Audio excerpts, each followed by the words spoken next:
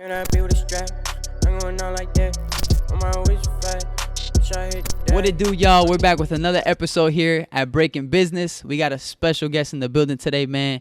To me, a Miami legend, and what he does definitely set the standard for what it is that he does mobily. Here we have for y'all the one and only Atomik. What's up, man? How you living? How's life during this whole quarantine? What are you up to, man? Talk to us. Chilling. Thanks for having me. Everything is good. I can't complain. I'm alive to see another day and blessed. For sure, man. Cool. All right. So since you are mobile, I know we were talking off the cameras before this. Where you going? Right now, I'm headed to my studio to grab some paint, and then I'm driving maybe 35, 45 minutes north to Pompano to paint someone's garage, and then after that, I'm gonna head to Fort Lauderdale and paint my friend's apartment, and just trying to stay active and stay productive during these times. For sure, man. For sure. So since this is a business-oriented podcast, let's touch a little bit on your spot. What's the name of your spot? When did you open it up? What's kind of like the story behind it? I don't have my studio isn't open to the public. It's just a private space where I make my art and keep my materials. I have a company name. It's my business is called Adam Vargas Creative Incorporated. That's what I file my taxes under or whatever. Dope. But I think I've been in business for maybe 4 years now. I've been working in the creative field since I'd say 2000. I was working for other people, and I found that to get certain checks and to do it legit, you have to form a company. So I'm located in Alapata, just west of Wynwood. Some people could not front. It's not like popping whenever.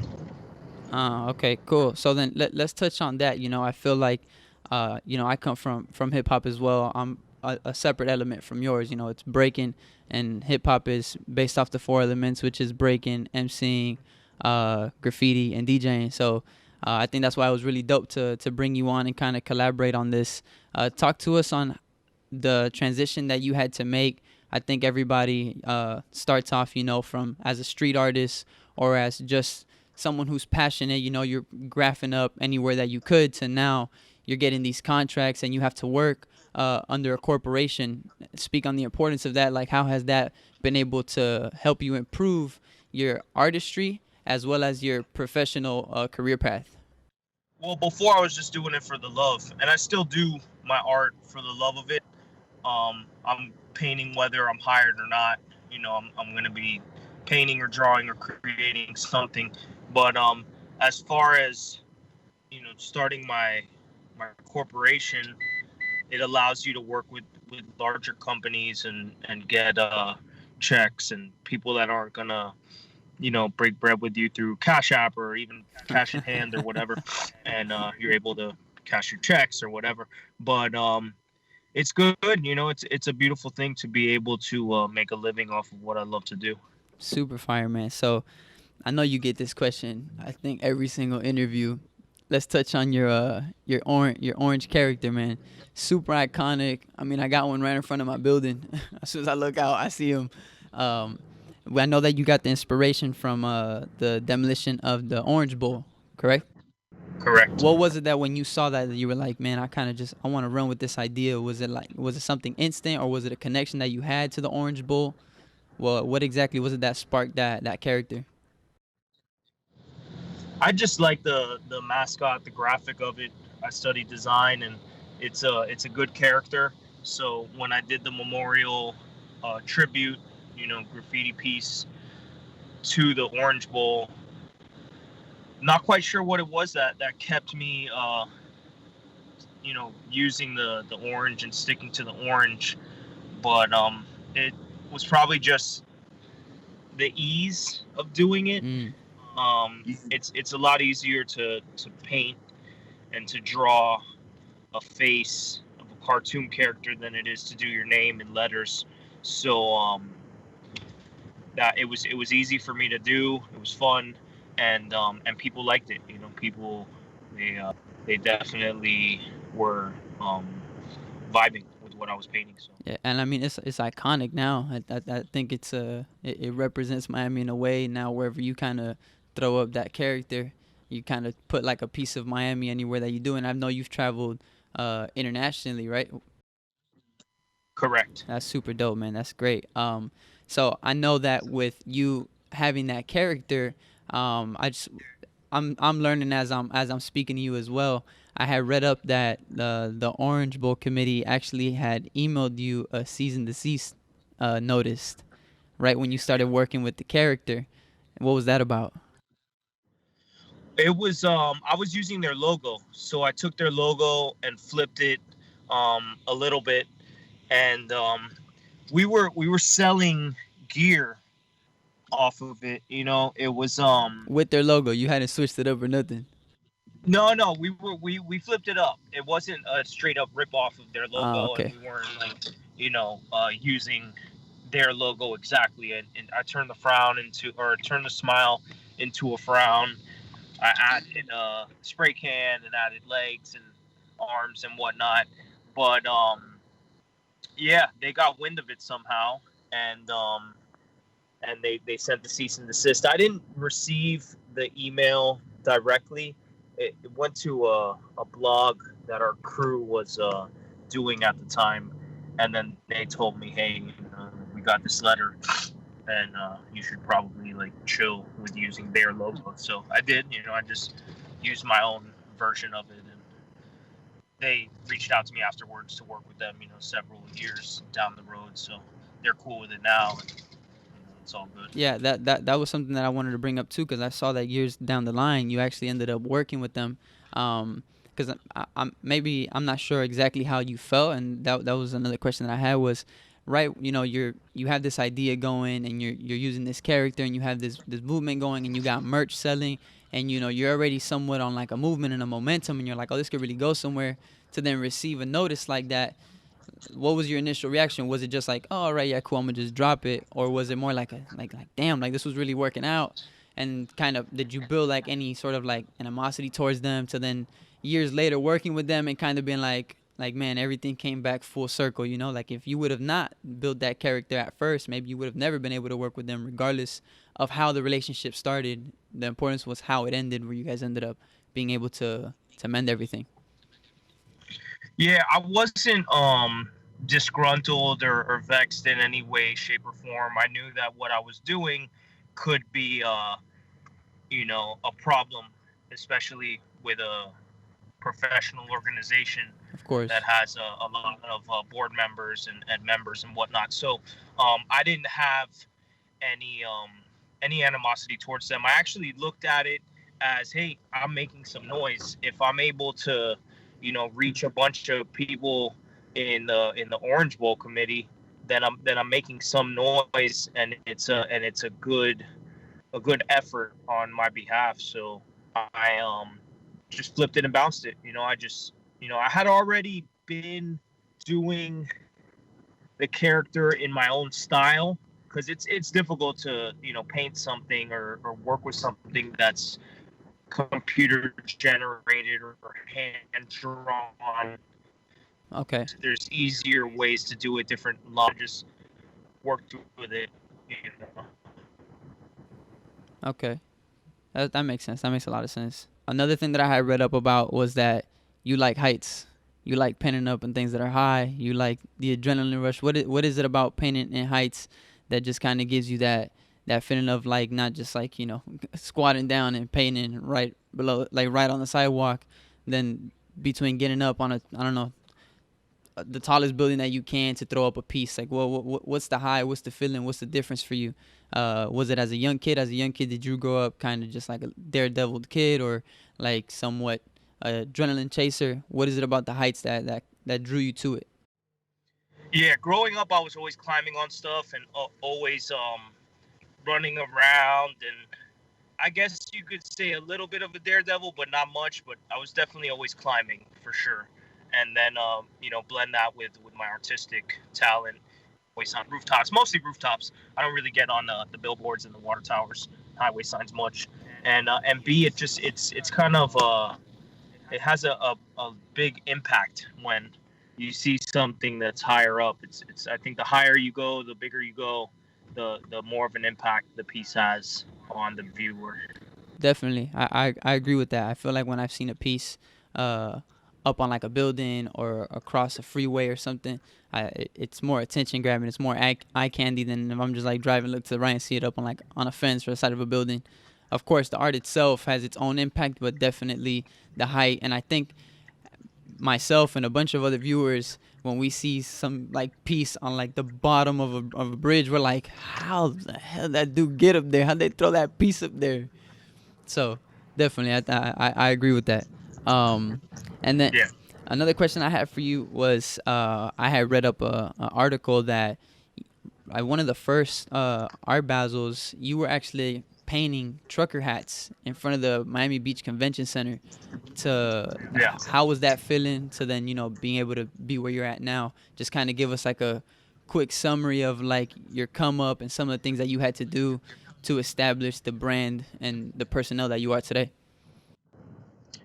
Well, I've always been a go-getter and always been business minded. My folks instilled that in me early on, and always had that mentality for me. So yeah, once I see all these people coming to my city and there's a whole art craze, you have to feel it. You have to work with it. So I was I don't know what I was airbrushing. I was doing my airbrush thing, and doing my custom jackets and custom hats and whatnot. So it was just natural for me to go over there and try to make a few bucks off of all the people, coming through that particular location for the art.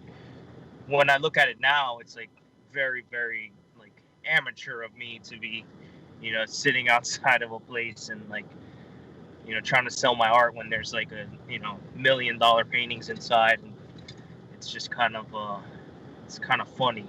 But I've always had that business ethic installed, and when I see an opportunity, I go for it. Yeah, I would say to me, I don't think it.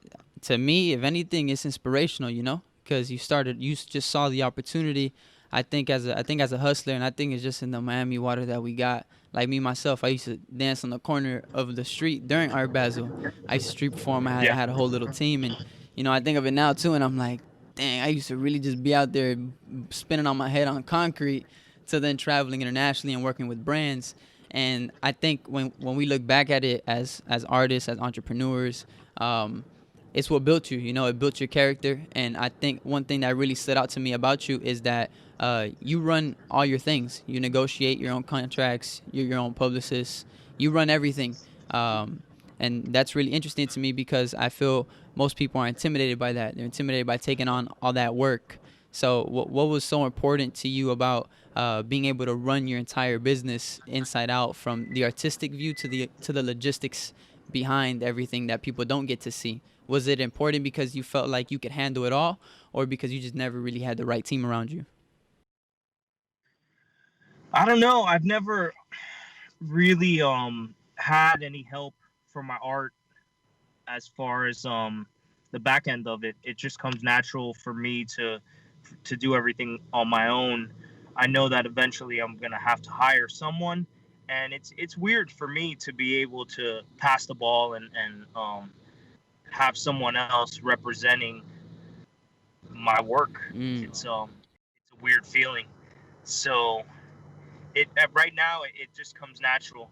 Um, it is a little bit overwhelming with the merch and whatnot.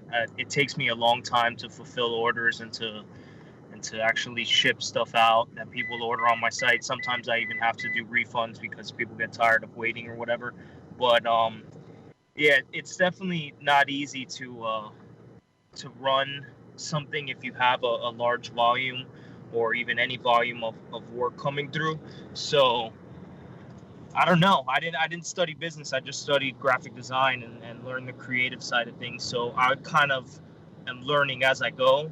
And I think in the next like 1 to 3 years, I'm gonna hire someone to help me out. And I don't know what the extent of that is going to be, whether it's like an assistant or a manager or a publicist or a public relations, or I'm not quite sure what position that person will have, and what their like involvement will be in my company, but I'm gonna have to hire someone.